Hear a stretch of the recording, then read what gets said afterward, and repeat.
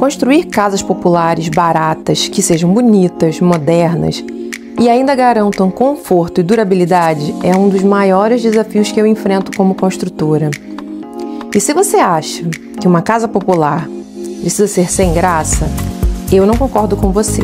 Eu acredito que ela não precisa ser necessariamente sem graça e mal planejada. Então, nesse vídeo, eu vou te mostrar que dá para fazer uma coisa diferente numa casa mesmo sendo barata e popular. Olá, eu sou a Isa Estrela, eu sou arquiteta, sou investidora imobiliária, sou construtora há mais de 10 anos e mentora de investimentos imobiliários.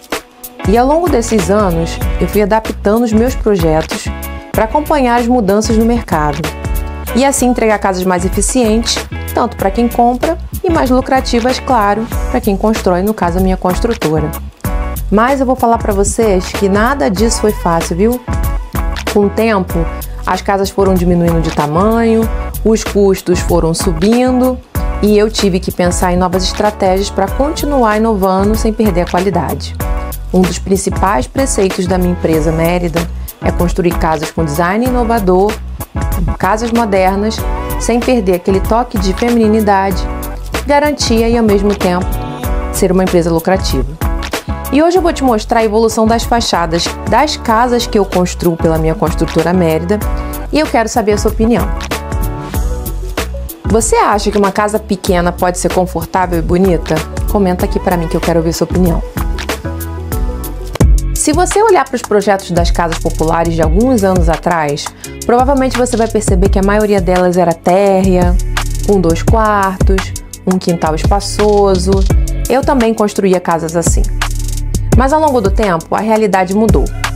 O mercado imobiliário passou por um fenômeno de valorização e com isso, todos os custos subiram, desde materiais, mão de obra, a gente tem inflação, nós tivemos uma pandemia no caminho, então nós tivemos realmente um impacto significativo na construção. Além disso, a Caixa Econômica, que financia a maioria dessas casas populares, começou a emitir laudos de avaliações que não se diferenciavam muito. Uma casa, por exemplo, de 1 quarto para uma casa de 2 quartos. E, sinceramente, esse foi um fator decisivo na mudança de mercado. Isso impactou diretamente a forma como nós, construtores, decidimos investir. Diante desses laudos, fazia muito mais sentido construir uma casa menor, que ocupava menos espaço no terreno e que permitisse fracionar melhor a área, já que o laudo de uma casa de 1 quarto e uma casa de 2 quartos eram praticamente o mesmo. Pensa o seguinte, você gasta muito mais material, tempo, espaço construindo uma casa de 2 quartos e quando você constrói uma casa de 1 quarto, que tem uma área menor, é muito mais rápido de ser construída, a Caixa Econômica estava avaliando as 2 casas pelo mesmo valor. Não faz sentido construir casa de 2 quartos, né? E isso fez com que a tendência das casas de 1 quarto ganhasse força, principalmente no Rio de Janeiro.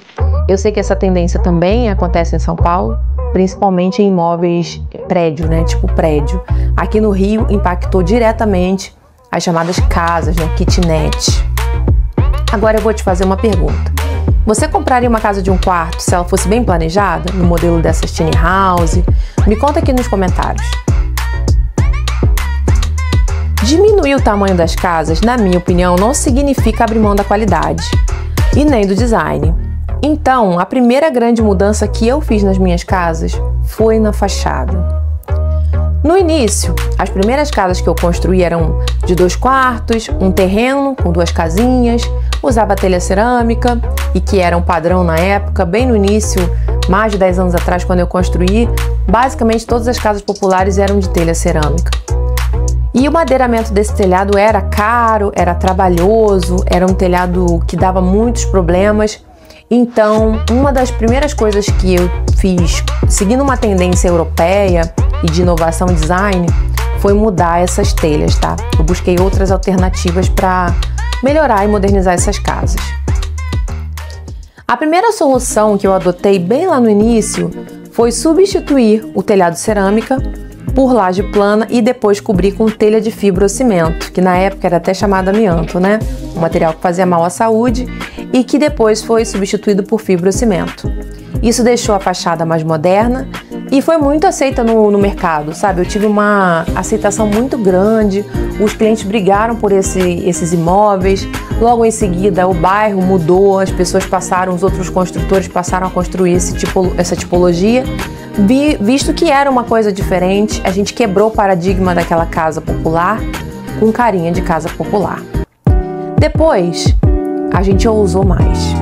A gente foi testando novas cores, adicionando volumes na fachada para valorizar visualmente o imóvel e foi um grande sucesso de vendas. Então, pequenas mudanças foram extremamente significativas no contexto para melhorar o design, deixar as casas mais bonitas e também otimizar a produção dessas casas. Agora, o que você acha mais bonito? Você gosta mais de casa com telhado aparente ou aquela casa atual, moderna, que se usa hoje com a laje plana, né, com telhado embutido? Me conta aqui nos comentários. Outro grande desafio foi adaptar o conceito de casas duplex. Antes, a escada levava direto para o segundo andar. Nós tínhamos aquele modelo padrão de casas geminadas, onde cada casinha entrava por baixo e os quartos ficavam no andar de cima. Uma divisão bem tradicional. Mas hoje, para otimizar os espaços, nós conseguimos adaptar um projeto no estilo apartamento, que consiste em casas embaixo e casas em cima, tipo apartamento.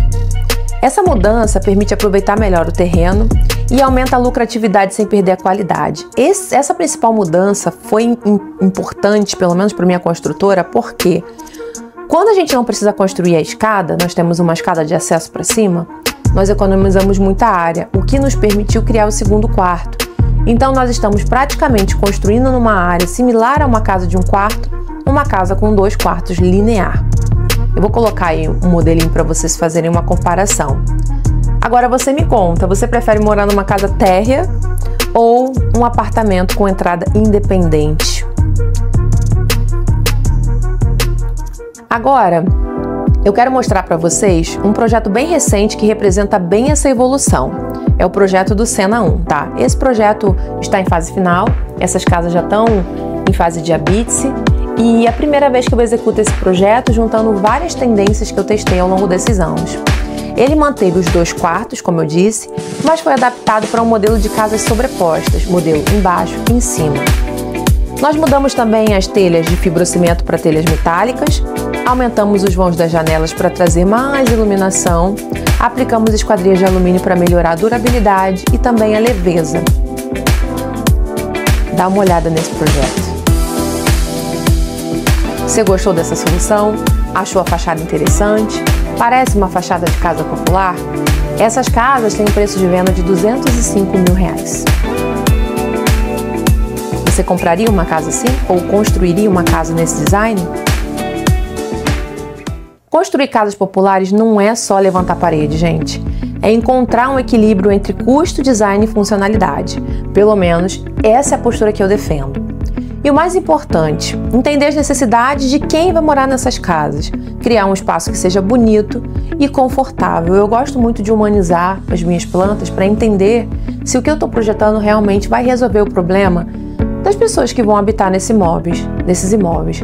Na verdade, eu sou arquiteta, como construtora também, então o meu lado humano não deixa transparecer acima do lucro. Eu prefiro fazer um equilíbrio entre lucro e design e funcionalidade.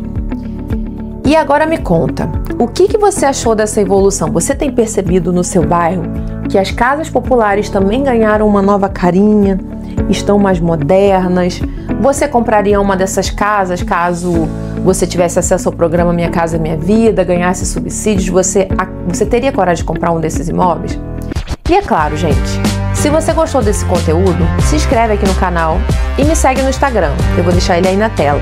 Lá no meu Instagram é um hub onde eu falo sobre construção, arquitetura, fachadas e investimentos imobiliários. Fica o meu convite para você, para me seguir no Instagram também. Se você quiser um projeto, eu vou deixar o meu site na descrição desse vídeo. É o www.isarquiteta.com. Lá você pode pedir o seu projeto também ou se tornar um aluno dos meus cursos. Foi um prazer estar com você em mais esse vídeo aqui. E se esse é o seu primeiro vídeo, se inscreve no canal e compartilha com um amigo que você acredita que essas informações serão relevantes para ele também. Até o próximo vídeo e tchau, tchau!